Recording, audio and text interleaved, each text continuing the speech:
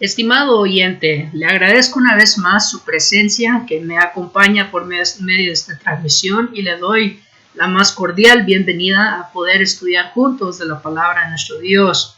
Le animo, ¿verdad? Como ha sido siempre mi costumbre, de que usted tenga su Biblia en mano y tenga usted un bolígrafo y un cuaderno para tomar notas de lo que estaremos examinando con la palabra de nuestro Dios, pidiéndole, ¿verdad? Y exhortándole a que al terminar este estudio usted revise sus notas, compare las escrituras para confiar si es palabra de Dios o no, como nos enseña ya en Hechos capítulo 17, versículo 11 y 1 Tesalonicenses capítulo 2, versículo 3 en adelante. Pero le traigo a mente, ¿verdad?, las palabras del apóstol Pablo en 1 Tesalonicenses capítulo 5, versículo 21, que nos enseña: examinadlo todo, retened lo bueno. Así que es mi esperanza, ¿verdad?, que al usted examinar todo lo que estaremos viendo y todo lo que hemos estado viendo, usted pueda encontrar lo bueno en las escrituras y los errores humanos míos los pueda usted desechar para quedarse con lo que dice Dios y no lo que dice el hombre.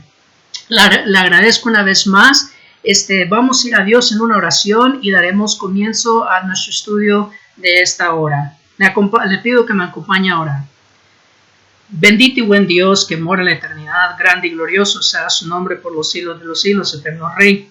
Gracias, bendito Padre, por un día más de vida y gracias por las muchas grandes bendiciones que usted ha derramado sobre nosotros. Padre eterno, al estudiar una porción más de su sagrada escritura, bendito Dios, una vez más, venimos delante de su divina presencia, Padre, para suplicarle, Señor eterno, que usted nos brinde, Padre Santo, la fuerza para poder meditar y poder concentrarnos en su palabra y poder aprender de ella, Señor, esta lección que es ciertamente importante para ver cómo usted desde el Antiguo Testamento venía anunciando lo que ahora está en efecto en el Nuevo, Padre. Como ciertamente el Antiguo Testamento viene a ser una sombra proyectada por el Nuevo, por lo cual, bendito Dios, le suplicamos que usted, Padre, permita que podamos tener un oído atento, que podamos tener una mente diligente para escudriñar y que todo, Señor Santo, lo que podamos aprender, tengamos el valor y la fuerza y la mansedumbre, Padre, para poder ponerla por práctica en nuestras vidas. Gracias, eterno Rey, una vez más, sea con su siervo y permítame, Padre bendito, a hablar en acuerdo a su palabra. Perdóneme, bendito Dios, porque yo sé que he pecado en palabra, en pensamiento y en hecho, y por lo cual le ruego, Señor, también de su guía, de su fuerza para mejorar y perfeccionar siempre mi santidad delante de usted.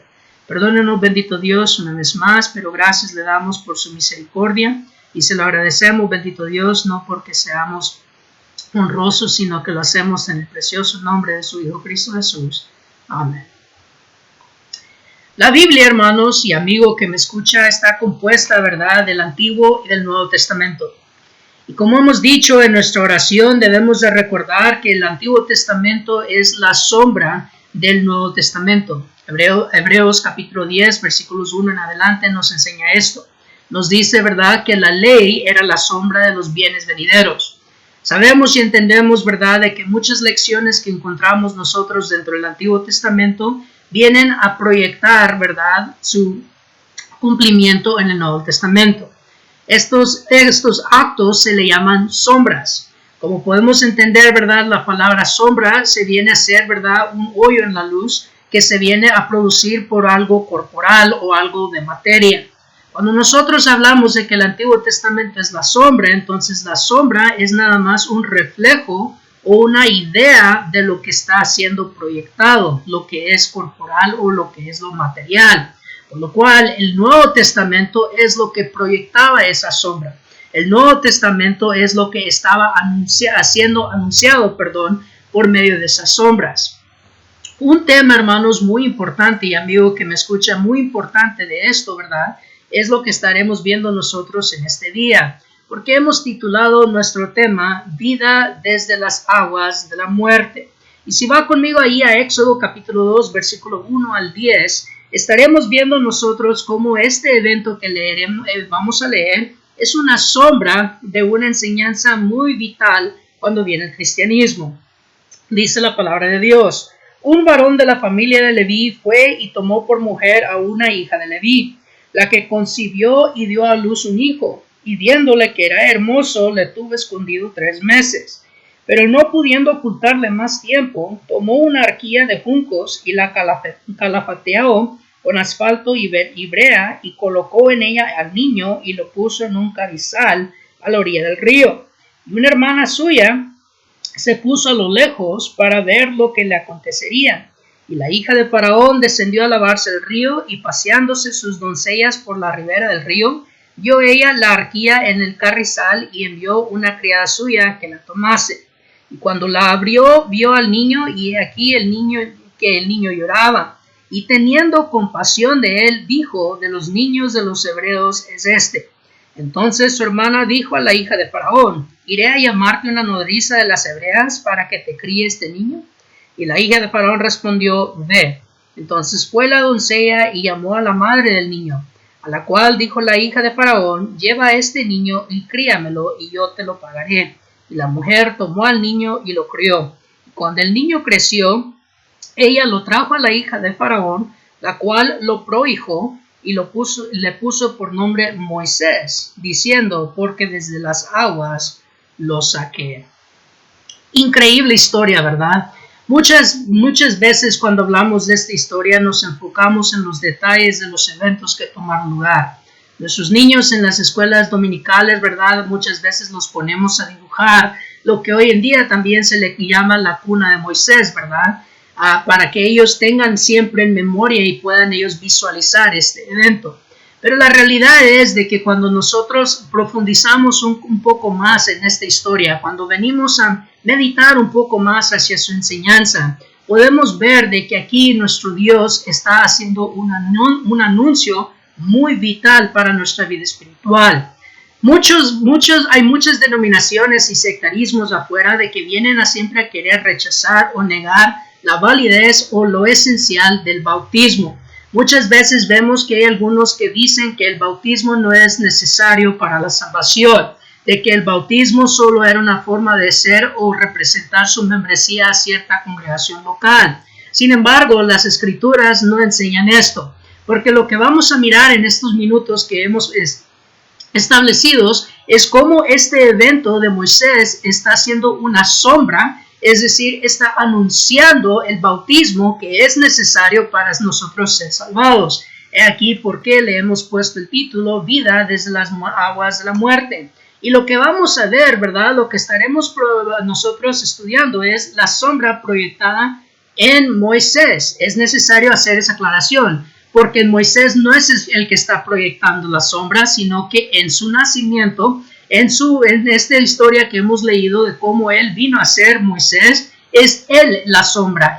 Su historia es la sombra o el anuncio de lo que estaremos meditando.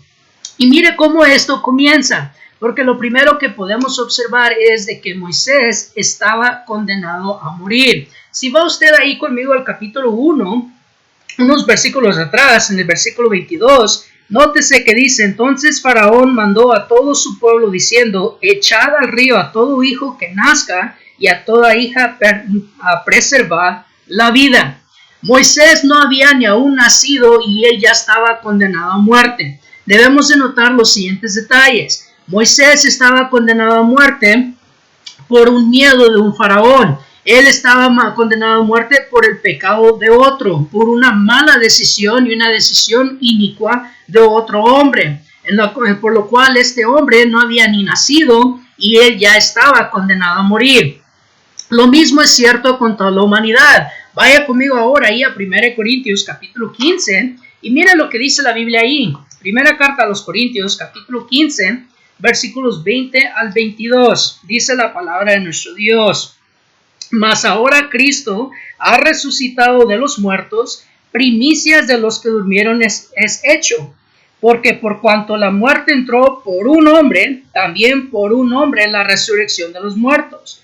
Porque así como en Adán todos mueren, también en Cristo todos serán vivificados. No hay ninguna duda de que la muerte entró por Adán. Es lo que estamos leyendo en este texto. Lamentablemente, por una inicua decisión de Adán, por su desobediencia y por su falta de sabiduría, él vino a condenar a la humanidad a tener que pagar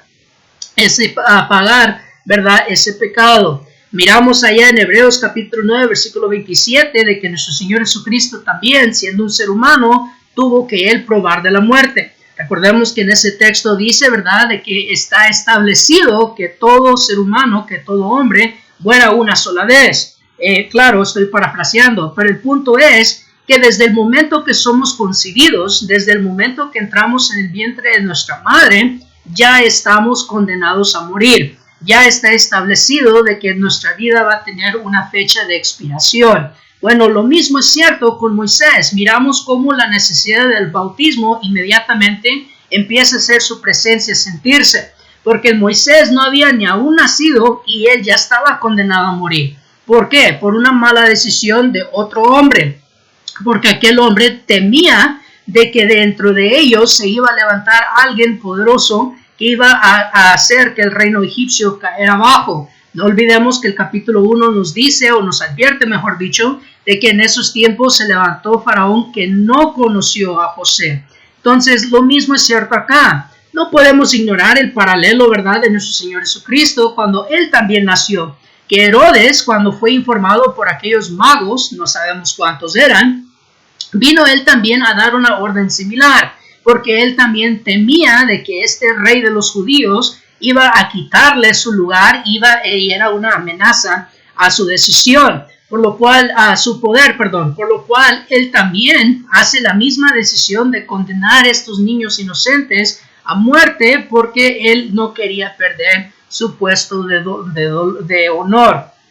Noten lo que dice ahí en Hebreos capítulo 2, algo muy interesante cuando queremos pensar en esto. Y mira lo que dice la Escritura en cuanto a lo que el Señor Jesucristo vino a hacer. Hebreos capítulo 2, versículo 10 dice: porque convenía aquel por cuya causa son todas las cosas y por quien todas las cosas subsisten, que habiendo de llevar muchos hijos a la gloria, perfeccionase por aflicciones al autor de la salvación de ellos. Porque el que santifica y a los que son santificados de uno son todos, por lo cual no se avergüenza de llamarlos hermanos, diciendo: anunciaré a mis hermanos tu nombre, en medio de la congregación te alabaré, y otra vez yo confiaré en él. Y de nuevo, he aquí yo y los hijos que Dios me dio. Note el versículo 14. Así que por cuanto los hijos participaron de carne y sangre, él también participó de lo mismo, para destruir por medio de la muerte al que tenía el imperio de la muerte, esto es, al diablo,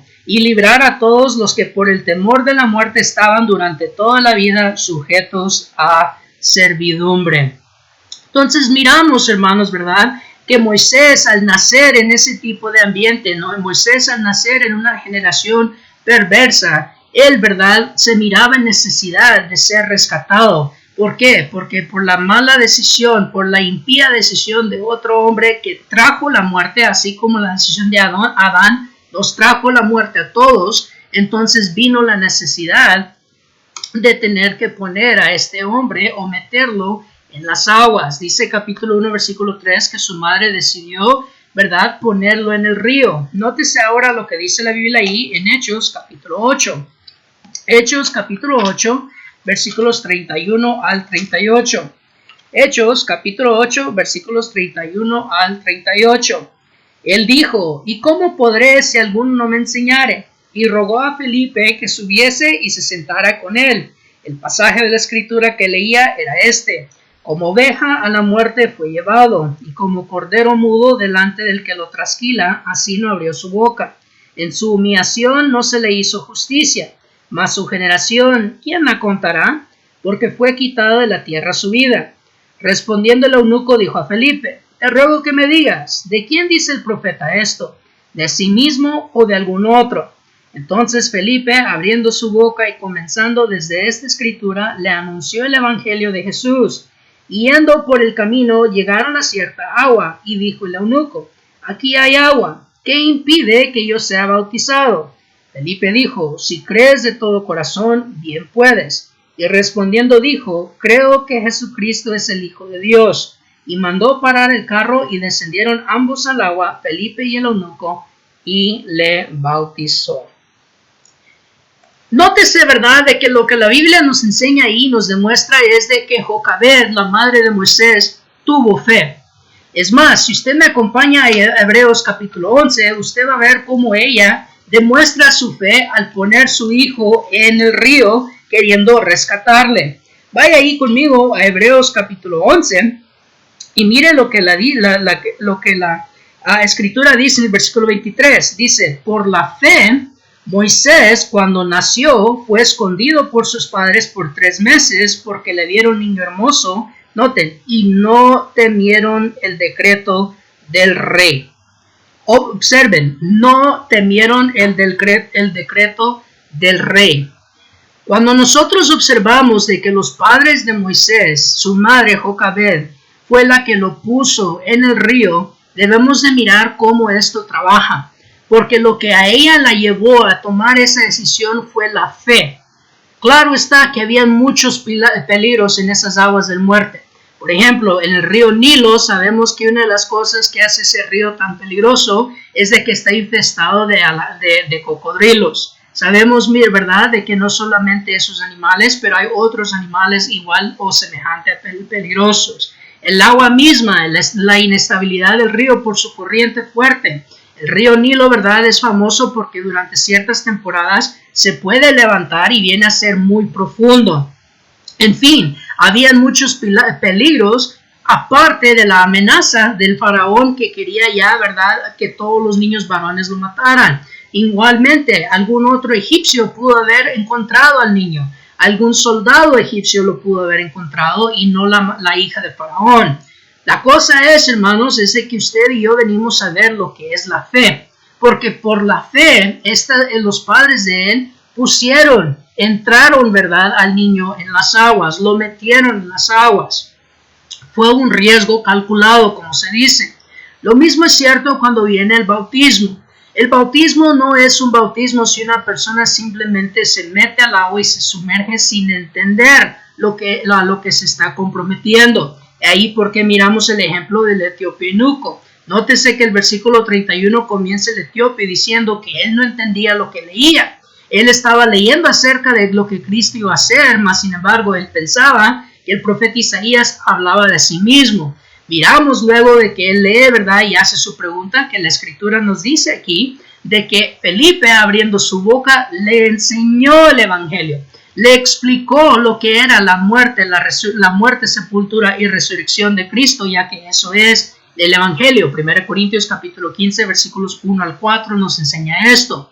Pero vemos, hermanos, de que cuando él enseña esto, parte de la enseñanza era el bautismo. Porque si Felipe nunca hubiera mencionado el bautismo, el eunuco nunca hubiese preguntado, aquí hay agua, ¿qué me impide que yo sea bautizado? Notemos 2 cosas inmediatamente. Número 1, él miró y relacionó el bautismo con el agua. Él miró que las 2 cosas iban de la mano. Claramente fue algo que se le enseñó a Felipe. Y número 2, entendió él de que él, ¿verdad?, iba a poder demostrar su fe, ya que él había entendido lo que se le había explicado en la obediencia del bautismo. Es decir, Felipe le explicó a él lo necesario y la importancia de obedecer el evangelio en las aguas del bautismo. ¿Cuál es el propósito? De que la fe de este eunuco comenzó escuchando la palabra de Dios. Romanos capítulo 10, versículo 17, porque él estaba leyendo las escrituras, pero no se quedó ahí. Esa fe fue desarrollándose. Y como dice Romanos capítulo 1, versículo 17, la justicia de Dios se manifestó por fe, para fe, porque el justo por fe vivirá. Entonces, cuando vemos ese ejemplo de Moisés, los padres oyeron la amenaza. Ellos tuvieron fe, porque cuando dice la Biblia que vieron que era hermoso, no debemos de confundir esa hermosura como algo físico. Probablemente lo que podemos ver es de que ellos vieron que este niño que había sido enviado de Jehová Dios traía un propósito muy importante. Entonces ellos determinan de que la salvación de este niño se iba a encontrar en las aguas del río Nilo. En las aguas de la muerte iba a encontrarse la salvación de este niño. Por lo cual, hermanos y amigos, observemos cómo él, ¿verdad?, ciertamente fue levantado a salvación. Vaya ahora conmigo ahí a Efesios capítulo 2. Versículos 4 al 7. Pero Dios, que es rico en misericordia por su gran amor con que nos amó, aun estando nosotros muertos en pecados, nos dio vida juntamente con Cristo, por gracia sois salvos. Y juntamente con Él nos resucitó y asimismo nos hizo sentar en los lugares celestiales con Cristo Jesús, para mostrar en los siglos venideros las abundantes riquezas de su gracia en su bondad para con nosotros en Cristo Jesús. Muchas veces aquellos que se oponen a la necesidad o lo esencial del bautismo buscan a citar aquí el verso 5 y el verso 8 cuando dice por gracia sois salvos. Sin embargo, no miran bien el texto y no vienen a observar de que la gracia se obtiene por un medio, que hay una forma de llegar a obtener esa gracia. La gracia no se obtiene sin condición. La gracia lleva de la mano una condición y esa es la fe, porque sin fe es imposible agradar a Dios, dice Hebreos capítulo 11, versículo 6. Pero sin embargo, le invito ahora que vaya conmigo a Romanos capítulo 5. Romanos capítulo 5, quiero que usted observe lo que dice el versículo 1. Justificados pues por la fe, tenemos paz para con Dios por medio de nuestro Señor Jesucristo, por quien también tenemos entrada por la fe, observe, a esta gracia en la cual estamos firmes y nos gloriamos en la esperanza de la gloria de Dios. ¿Observó bien lo que dice el texto? Tomando el ejemplo que estamos mirando de la sombra proyectada en Moisés, no se puede ignorar de que si los padres de Moisés hubiesen dicho, no, tenemos fe que el niño no va a morir, tenemos fe que el niño no le va a venir, no va a llegar daño a él, pero nunca lo hubieran puesto en las aguas, el niño no se hubiera salvado. Tenían que ellos tener y mostrar esa fe en depositar al niño en las aguas y confiar en que Dios lo iba a cuidar y lo iba a proteger. La fe de ellos, hermanos, como miramos, ¿verdad? En Hebreos capítulo 11, versículo 23, se manifiesta en que pusieron al niño en las aguas. Estando él en ese río, en la corriente de ese río que lo hizo llegar a donde estaban la hija del faraón y las doncellas, como miramos, ¿verdad? Ahí en Éxodo capítulo 2, versículos 5 y 6, ahí es como él fue levantado a salvación. Observe que la hija de Faraón reconoció que él era un hebreo. Ella reconoció que él era un hijo de los hebreos. Pero el texto dice que le tuvo compasión. Ella tenía la orden de su padre de ahogar al niño. Ahora, recordemos que el edicto del Faraón, su padre mismo, era de que todo niño varón menor de 2 años tenía que ser ahogado, tenía que ser hecho muerto. La ironía en todo esto es que ella desafía a su padre. Ella desobedece la voz de su padre porque él había hecho una ley injusta. Él había hecho una ley cruel y ella tiene compasión. Esa compasión de ella la lleva a mostrar esa gracia hacia este niño de los hebreos. Le tuvo misericordia, ¿verdad? Porque ella no lo mató. Pero la gracia de ella se viene a manifestar en el siguiente punto que llegaremos en un minuto. El punto es de que la fe, ¿verdad?, se vino a producir cuando ellos pudieron mandar al niño por medio de las aguas del río a su salvación por medio de los brazos que lo alzaron, que eran los brazos de la hija de Faraón.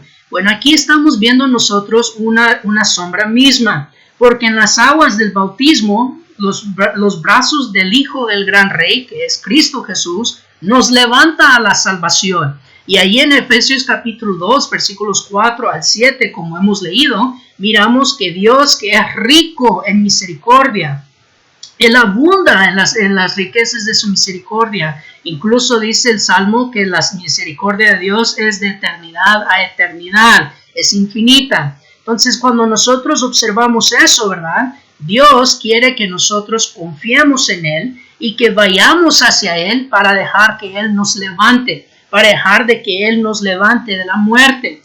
No podemos nosotros ignorar eso porque Dios ciertamente quiere levantarnos a la salvación, pero nosotros debemos de permitir que dejarnos ir y dejar el viejo hombre a ir en las aguas de la muerte para que Dios nos levante a vida nueva. Por lo cual, cuando leemos esto en el texto, vemos una vez más que en Moisés, en Éxodo 2, del 1 al 10, estamos observando cómo sí está siendo una sombra proyectada del bautismo, o lo que muchas veces llamamos el plan de salvación. Porque lo que estamos observando, ¿verdad?, hemos visto cómo el pecado, ¿verdad?, condena al ser humano a muerte. Miramos cómo la fe nos va a llevar a la obediencia en las aguas de la muerte, que son las mismas aguas del bautismo, y estando en esas aguas nos alzará el Hijo del Rey a la salvación, que es Cristo Jesús. Romanos capítulo 5, versículos 1 al 3, y lo acabamos de leer, y también en Efesios capítulo 2, versículos 4 al 8. Cuando dice el texto que por gracia somos salvos, debemos entender de que esto se está refiriendo a que fuimos agregados al reino. Vaya conmigo a Hechos capítulo 2, versículos 40 en adelante. Hechos capítulo 2, versículos 40 en adelante. Y con otras muchas palabras testificaba y les exhortaba diciendo: sed salvos de esta perversa generación. Así que los que recibieron su palabra fueron bautizados, y se añadieron aquel día como 3,000 personas, y perseveraban en la doctrina de los apóstoles, en la comunión unos con otros, en el partimiento del pan y en las oraciones. Y sobrevino temor a toda persona, y muchas maravillas y señales eran hechas por los apóstoles. Todos los que habían creído estaban juntos y tenían en común todas las cosas, y vendían sus propiedades y sus bienes y lo repartían a todos según la necesidad de cada uno, y perseverando unánimes cada día en el templo y partiendo el pan en las casas, comían juntos con alegría y sencillez de corazón, alabando a Dios y teniendo favor con todo el pueblo. Nótese, y el Señor añadía cada día a la iglesia los que habían de ser salvos. Y el Señor añadía cada día a la iglesia los que habían de ser salvos. Miramos en el versículo 37 y 38, en el primer sermón del apóstol Pedro el día de Pentecostés, donde en el versículo 37, después de que ellos fueron cortados al corazón, cuando sus conciencias les hizo a ellos aceptar el gran mal que habían hecho en crucificar al Hijo de Dios, que hacen ellos una pregunta muy importante: varones hermanos, ¿qué haremos? En otras palabras, ¿cómo podemos nosotros reponer el daño hecho? ¿Cómo nos podemos nosotros reconciliar con Dios? Bueno, Pedro en el versículo 38 les dice de que no solamente era de que se arrepintieran, sino que también tenían que bautizarse. Tenían que bautizarse en el nombre de Jesucristo, en otras palabras, con su autoridad, bajo la autoridad o según la autoridad y las ordenanzas que el Señor Jesucristo había dejado. Entonces nosotros vemos ahí en el versículo 41 que los que recibieron su palabra fueron bautizados. Y nótese, y se añadieron aquel día como 3,000 personas. Una lección: cuando la Biblia menciona o repite algo 2 o 3 veces, debemos entender que es un énfasis que la Biblia está haciendo. El Espíritu Santo, siendo el autor de la Escritura, está haciendo un énfasis y quiere que pongamos atención a una enseñanza crucial. Miramos que aquí en el versículo 41 dice de que los que recibieron la palabra, número 1, se bautizaron. ¿Cómo la recibieron? Cuando escucharon el sermón. Después de que la recibieron, ¿qué hicieron con ella? La obedecieron, la pusieron en práctica, fueron bautizados. Pero número 2, cuando obedecen, no cuando reciben. Nótense, Romanos 10:17 dice que la fe viene por oír y el oír la palabra de Dios. Eso es recibir la palabra. Eso es recibir la palabra de la verdad. Pero recibir la palabra no les añadió al reino. El recibir la palabra no fue suficiente para añadirles el reino. En otras palabras, la fe sin obras no es suficiente. ¿Por qué? Porque lo que hacen con esa palabra, al recibirla, la decisión que toman ellos con esa palabra, es lo que les viene a dar a ellos la entrada. Pero el versículo 41, le animo que tome usted su pluma y marque una flecha, si es que usted puede, y lo ponga en el versículo 47. Porque nótese que el 41 dice que ellos fueron añadidos y se añadieron, pero no dice quién, ¿verdad? Al menos en ese versículo. Lucas, el médico amado, viene a decirnos quién agregó. Y no fueron los apóstoles, No fueron los discípulos, no fueron los cristianos que habían ya aceptado el bautismo. El versículo 47, nótese, dice, y el Señor añadía cada día a la iglesia los que habían de ser salvos. Miren la conexión que está haciendo la escritura misma ahí. Número uno, es el Hijo mismo, el Hijo del Rey, del gran Rey, quien añade a su reino. No olvidemos que la iglesia también se conoce en la escritura como el reino de los cielos, como el reino de Dios. Cristo es el que añade, porque Él, siendo el Rey, siendo Él la cabeza de la iglesia, es el único el que puede añadir. Pero nótese la otra parte, observe muy bien y ponga atención a lo que la escritura le está diciendo. Dice que los que fueron añadidos eran los que habían de ser salvos. La salvación viene después de ser añadido, no vino antes. Al recibir la palabra no habían sido añadidos, fue cuando la obedecieron, fue cuando ellos vinieron a entrar a las aguas de la muerte y salieron, ¿verdad?, a la salvación. Cuando de las aguas del bautismo Cristo nos alzó a su salvación, aquí es donde entra la definición de gracia. La gracia no solamente es la misericordia de Dios. La gracia no solamente es el perdón de nuestros pecados. Sabemos que la gracia, ¿verdad?, muchas veces se conoce como el don no merecido. Pero la obediencia, entonces, equivale al perdón. Cuando nos arrepentimos, cuando confesamos nuestro pecado y realmente cambiamos, demostramos nuestra obediencia, que es el cambio de la desobediencia, que fue lo que nos llevó al pecado, entonces viene a equivaler a la misericordia. Pero la gracia de Dios está no solamente en el hecho de que nos dio la salvación, sino que Él nos agregó a su reino. Es lo que estamos leyendo ahí en el versículo 47. En el versículo 7 al 9 de Éxodo capítulo 2 dice de que después de que Jocabed le trae a Moisés a la hija del faraón, ella lo prohijó, es decir, ella lo adoptó, lo tomó a él a pesar de ser hebreo y lo elevó de ser esclavo a ser un príncipe. ¿Se acuerda usted lo que dice Hebreos? Y le invito una vez más a que me acompañe ahí Hebreos capítulo 11.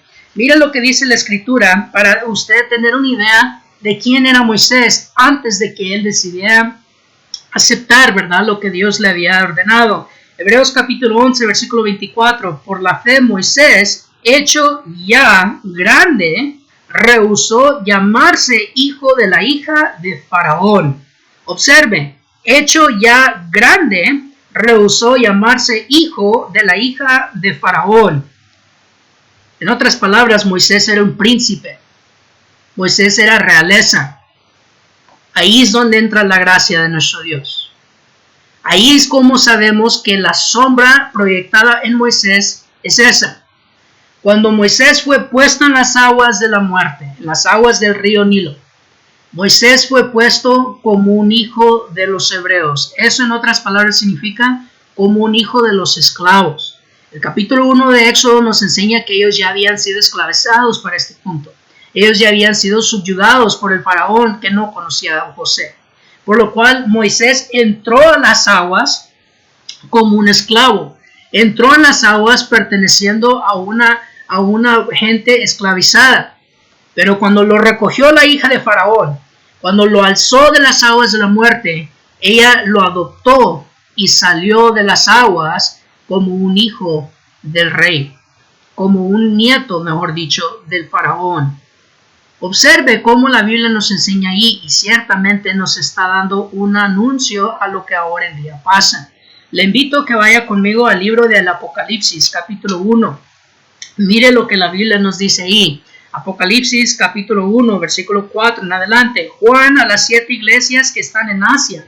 Gracia y paz a vosotros del que es y que era y que ha de venir, y de los 7 espíritus que están delante de su trono, y de Jesucristo, el testigo fiel, el primogénito de los muertos y el soberano de los reyes de la tierra, al que nos amó y nos lavó de nuestros pecados con su sangre. Nótese el versículo 6. Y nos hizo reyes y sacerdotes para Dios su Padre.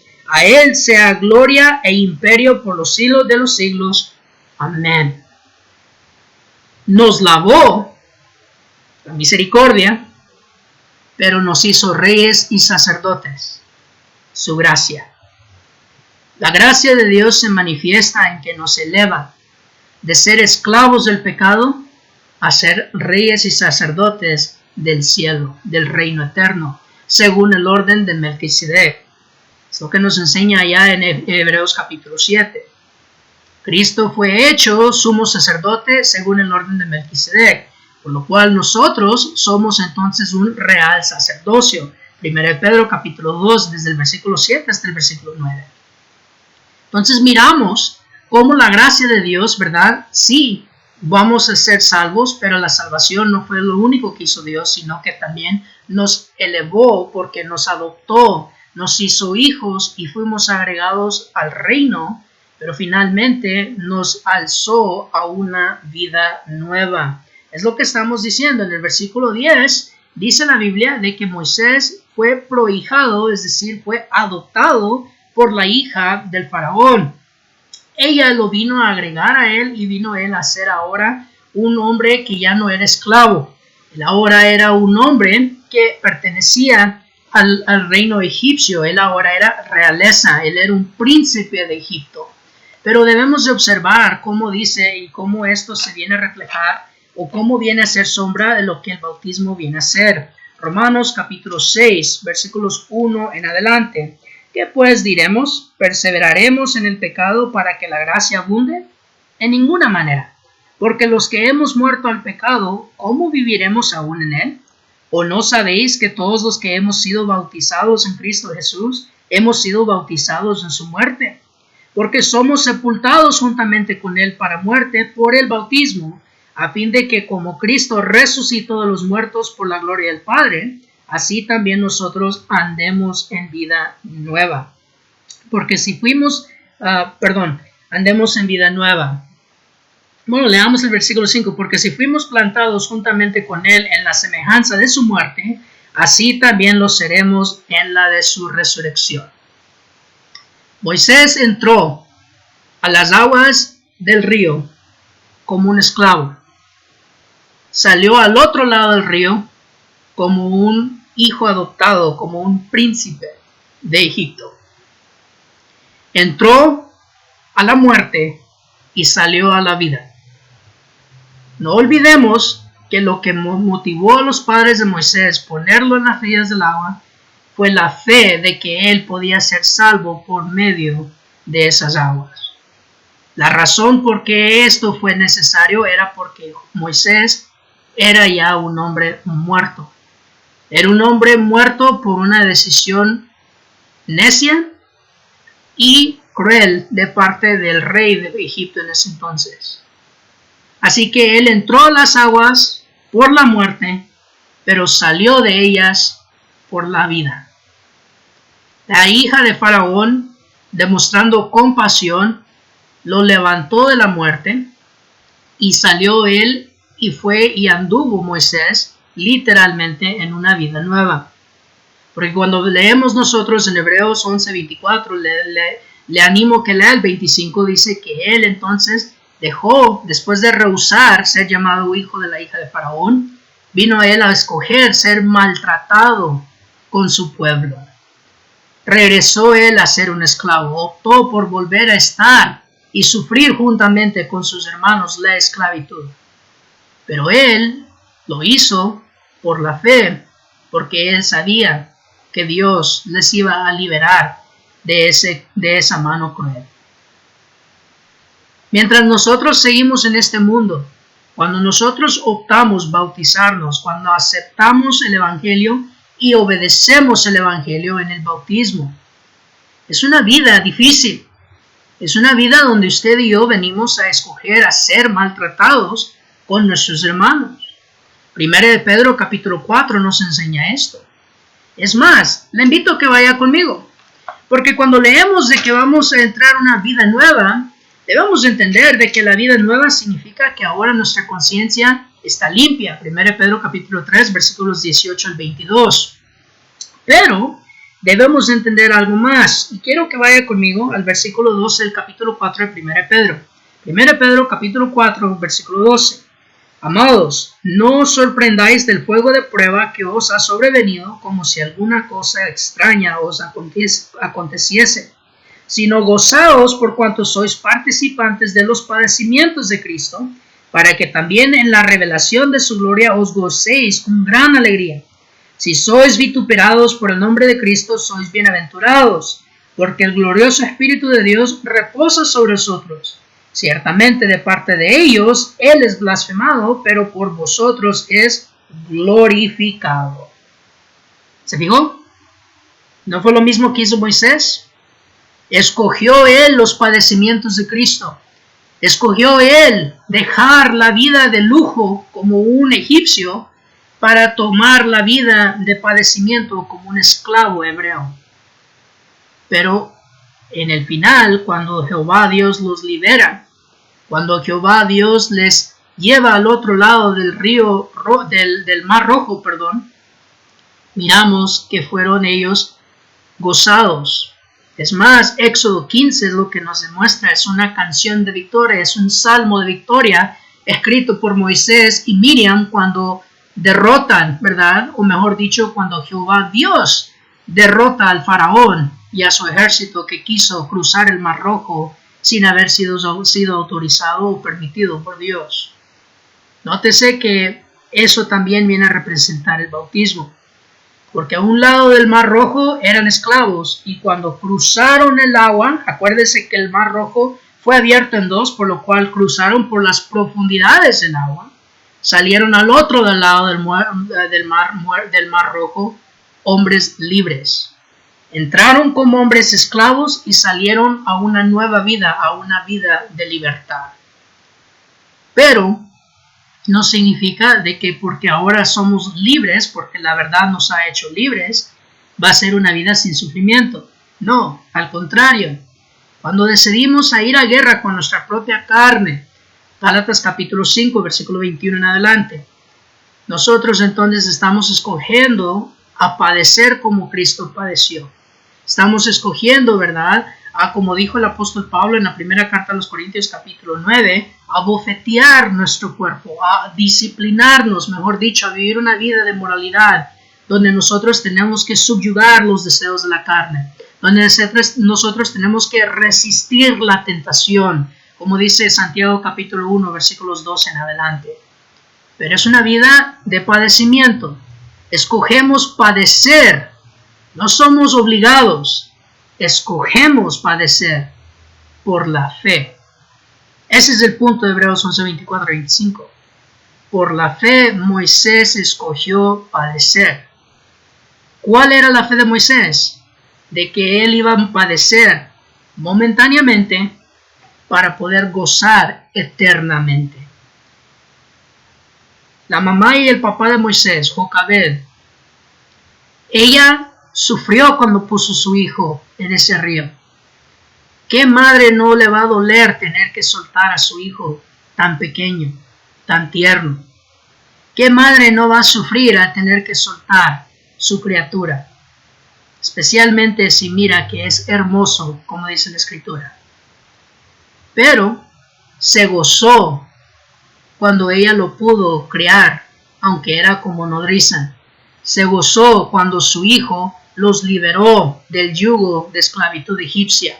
Se gozó cuando ella pudo ver la mano de Jehová Dios justificando la fe que ella y su esposo tuvieron en confiar en Dios, que Él iba a sacar de las aguas de la muerte la vida de Israel. Ciertamente, la Biblia nos está demostrando que el bautismo, el plan de redención, está proyectando su sombra en esa parte de la vida de Moisés.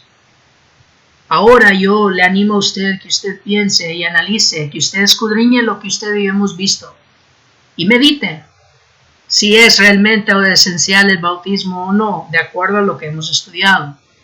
Porque lo que hemos visto en la Escritura ciertamente lo es. Ya usted, al igual que en Hechos capítulo 2, ha recibido las palabras de nuestro Dios. Usted ha visto en la Escritura.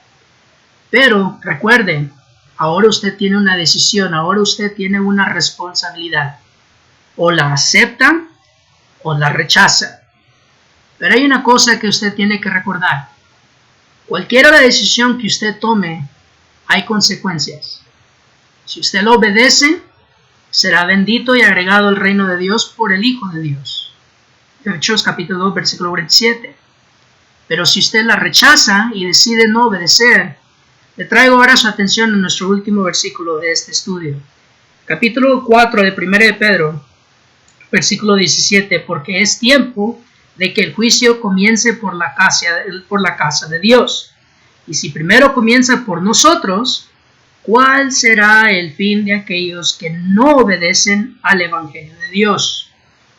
Y si el justo con dificultad se salva, ¿en dónde aparecerá el impío y el pecador?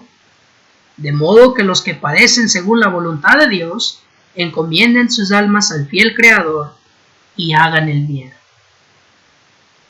Si el juicio comienza por nosotros, dice el apóstol Pedro, inspirado, ¿qué va a ser el fin de aquellos que rechazan? Si nosotros escogemos padecer porque luchamos en contra de nuestra carne, el mundo y el diablo, ¿cuál es el fin de los que no deciden padecer, los que optan por salvar su vida? Este es el eco del Señor Jesucristo cuando hace aquella pregunta. ¿Qué ventaja, verdad? ¿De qué le sirve al hombre si ganare todo el mundo y perdiere su alma? ¿Quiere usted responder esa pregunta con su propia alma, su propia salvación? Es mi oración que no. Así que yo le animo, amigo que me oye, que aún usted no ha aceptado el Evangelio, que aún no lo ha obedecido. Medite en lo que hemos estudiado ahorita. Analice y escudriñe, ya le dijimos, ¿verdad? 1 Tesalonicenses capítulo 5, versículo 21. Examínalo todo y retenga lo bueno. Pero retener lo bueno significa obedecer. Retener lo bueno significa poner en práctica, aplicar. Y si usted tiene más preguntas acerca de lo que hemos visto, aquí está mi información. Ahí está el número de teléfono, mi correo electrónico, la página de internet de la congregación donde tengo el privilegio en predicar. Y me puede contactar. Si usted vive en el área de San Antonio, venga y visíteme. Platiquémonos. Y si usted gusta, si vive en el área de San Antonio, podemos estudiar juntos más acerca de esto. Si usted no vive en la ciudad de San Antonio y gustaría conocer alguna congregación fiel de la Iglesia de Cristo, donde usted también puede continuar explorando este tema, le invito a que me contacte y yo con mucho gusto le ayudaré a encontrar a eso. Pero, por favor, escudriñe y ponga atención a lo que hemos visto. Y si usted mira que la palabra de Dios se ha entregado de una manera correcta y como Dios lo ordena, entonces le invito, ¿verdad? Le invito a que la obedezca, porque su salvación es muy, muy importante para ignorar. Gracias por acompañarme y gracias por estar conmigo en esta hora. Que el Dios eterno y benévolo me lo bendiga siempre.